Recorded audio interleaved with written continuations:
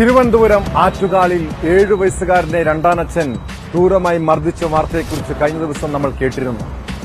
ചട്ടുകം കൊണ്ട് പൊള്ളിക്കുകയും പച്ചമുളക് തീറ്റിക്കുകയും ഫാനിൽ കെട്ടിത്തൂക്കുകയും ചെയ്തത് കുട്ടിയുടെ അമ്മയുടെ രണ്ടാം ഭർത്താവാണ്.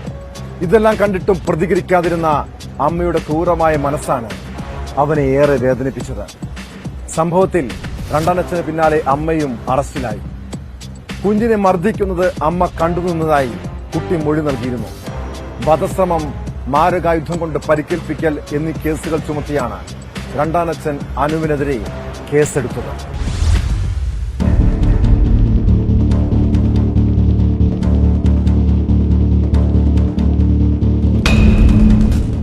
രണ്ടാനച്ഛനായ അനു കുട്ടിയെ മർദ്ദിക്കുന്നത് കണ്ടിട്ടുണ്ടെന്നും തന്നെയും മർദ്ദിക്കുമോ എന്ന ഭയം കാരണമാണ് തടയാൻ ശ്രമിക്കാതിരുന്നതെന്നുമാണ് അമ്മ അഞ്ജന നൽകിയ മൊഴി.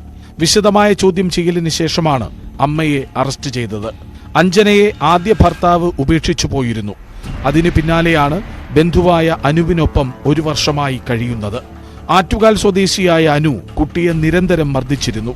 2 ദിവസം മുൻപ് അമ്മയ്ക്ക് അസുഖമായതിനെ തുടർന്ന് കുട്ടിയെ ബന്ധുവിന്റെ വീട്ടിലെത്തിച്ചിരുന്നു.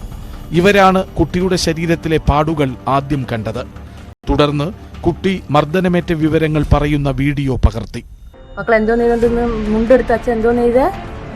മക്കളെ അച്ഛന്റെ മുണ്ടെടുത്ത് എവിടെ കെട്ടി? കാലിൽ കെട്ടിയിട്ടിട്ട് ഇങ്ങനെ തല കുത്തി നിന്ന അങ്ങനെ. എന്നിട്ട് മക്കളെ എന്ത് മാറി അടിച്ച് അച്ഛൻ എന്ത് മാറി അടിച്ച്?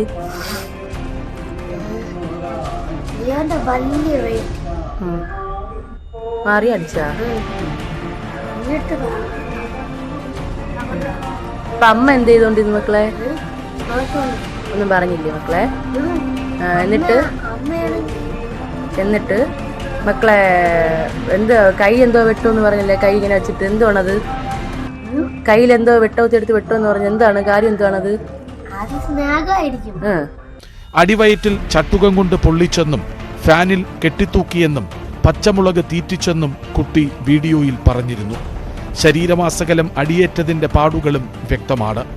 2 കാലുകൾക്ക് താഴെയും മുറിവേറ്റതിന്റെ പാടുകളുമുണ്ട്. കുട്ടി മർദ്ദന വിവരങ്ങൾ വെളിപ്പെടുത്തിയതിന് പിന്നാലെ ബന്ധുക്കൾ വിവരം പോലീസിനെ അറിയിക്കുകയും അനുവിനെ അറസ്റ്റ് ചെയ്യുകയുമായിരുന്നു. ചിരിച്ചെന്നും നോട്ടെഴുതാൻ വൈകിയെന്നുമൊക്കെയുള്ള നിസ്സാര കുറ്റങ്ങൾ പറഞ്ഞായിരുന്നു മർദ്ദനം. കുട്ടിയെ സംരക്ഷണ കേന്ദ്രത്തിലേക്ക് മാറ്റിയതിനു പിന്നാലെയാണ് അമ്മയുടെ അറസ്റ്റ്.